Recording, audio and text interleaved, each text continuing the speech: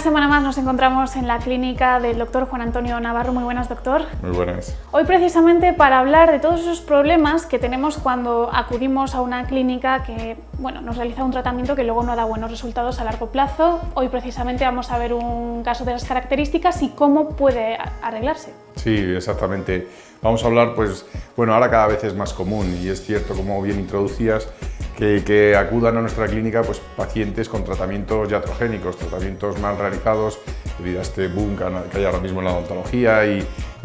ahora, por ejemplo, hace no demasiado tiempo ha pasado con iDental, que ha cerrado, con este tipo de franquicias que al final no dejan de ser empresas y que si los números no les salen, pues acaban cerrando y dejan a los pacientes un poco estancados.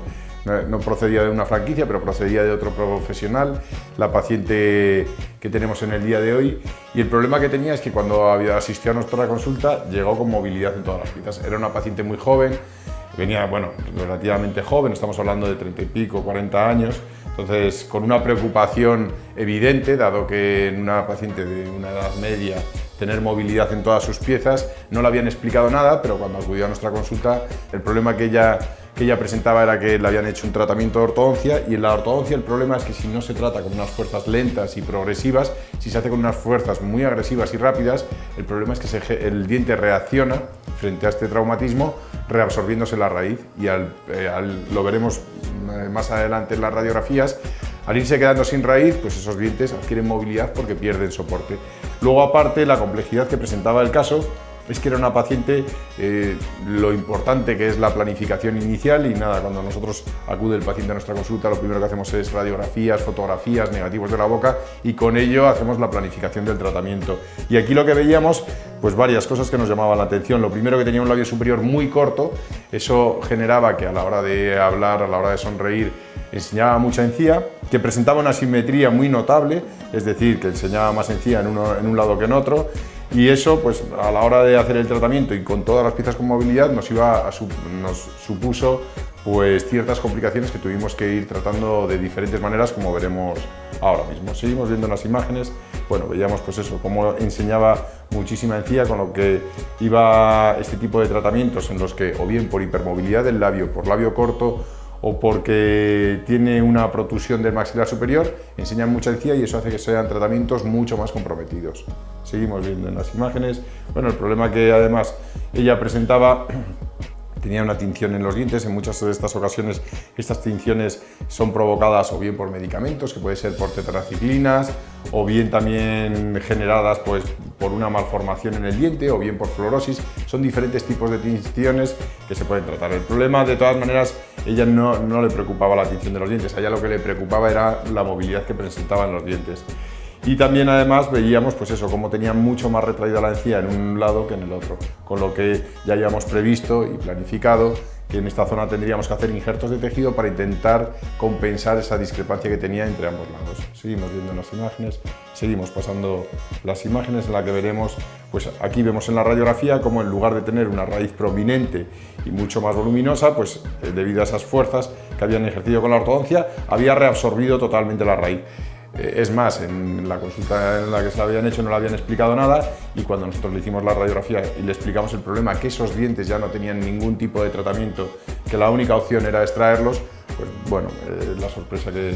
que se llevó la paciente. Y luego, aparte, no solo extraerlos y tener que hacer injertos de tejido y de hueso que tuvimos que hacer para intentar compensar esa simetría que presentaba la paciente a la hora de sonreír. Seguimos viendo las imágenes. Estas imágenes las pasaremos un poco más rápido por si le resultan a los espectadores un poco desagradables. Seguimos pasando. En estas imágenes lo que hicimos fue, en esas imágenes previas que habíamos visto, lo que hacíamos era meter hueso. Lo que hacemos es mezclar hueso del paciente con hueso liofilizado bovino, para que de esa manera, con esa mezcla, podamos cubrir todos los implantes y los implantes queden con suficiente estabilidad.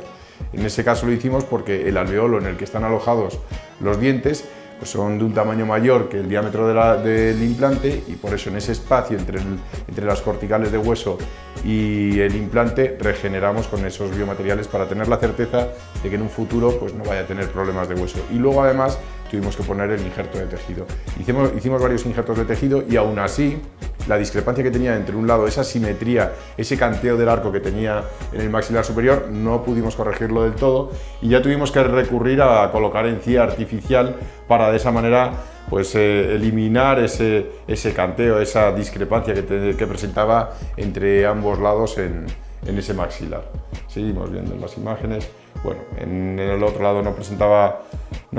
tantos problemas, el problema lo presentaba en esta zona donde, como digo, pues después de haber hecho injertos de tejido, cuando hacemos los injertos de tejido lo que hacemos es coger tejido del paladar y ese tejido del paladar lo ponemos en la parte anterior. Ya, como digo, siempre es mucho más comprometido un paciente que al sonreír enseñe mucha encía que un paciente que al sonreír pues no se le vea nada de la encía, que son tratamientos que no demandan tanta estética y que no tenemos que tener tanto manejo de tejidos como en estos casos, porque como digo, no solo es importante el aspecto blanco que presentan los dientes, sino que también es muy importante el aspecto rosa de la encía para que de esa manera hagamos una sonrisa simétrica y homogénea. Seguimos viendo en las imágenes. Bueno, los implantes habían estado colocados, colocamos también un implante en esa pieza que tenía mucha movilidad y colocamos pues 3 implantes de manera equidistantes para poder repartir las fuerzas y poner pues, las 6 piezas que presentaba ausencias en esa zona del maxilar superior. Y luego este es el paciente. Cuando ya vemos el paciente, a la hora de sonreír, también el paciente se había acomodado. Muchos de los pacientes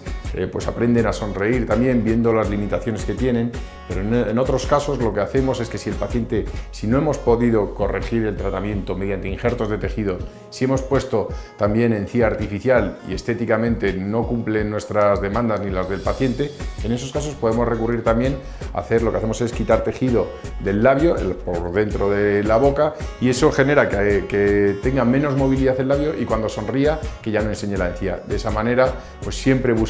tenemos unas diferentes alternativas para conseguir que la estética que nos demanda el paciente sea la que consigamos. Seguimos viendo y aquí vemos, pues bueno, como vemos perfectamente, pues tiene una sonrisa armónica, ya no presenta tanta encía y luego seguimos viendo. Y también lo que comentábamos, pues esa cirugía del labio, con ella conseguimos que el paciente pierda esa hipermovilidad,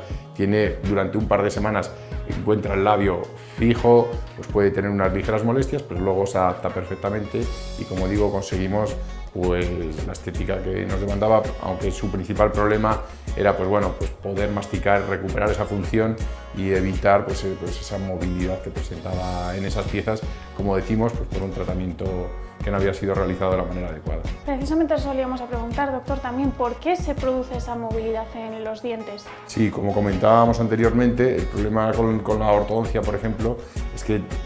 como decíamos, hay que hacer fuerzas que sean lentas y progresivas, no pueden ser fuerzas muy bruscas, porque si ejercemos fuerzas muy agresivas, el problema es que el diente reacciona frente a esas fuerzas reabsorbiéndose, se va perdiendo parte de la raíz y el problema esto es al final, pues nosotros ponemos el ejemplo de una planta que le quitamos la tierra, pues al final adquiere movilidad y acaba perdida, pues lo mismo le pasa al diente, si el diente pierde la raíz o pierde el hueso, el diente empieza a adquirir esa movilidad y al final acaba esfoliándose la pieza. ¿Y todo ello para reducir en principio el tiempo de la ortodoncia? Sí, o bien para reducir el tiempo o bien porque buscaron hacer fuerzas demasiado a lo que a lo mejor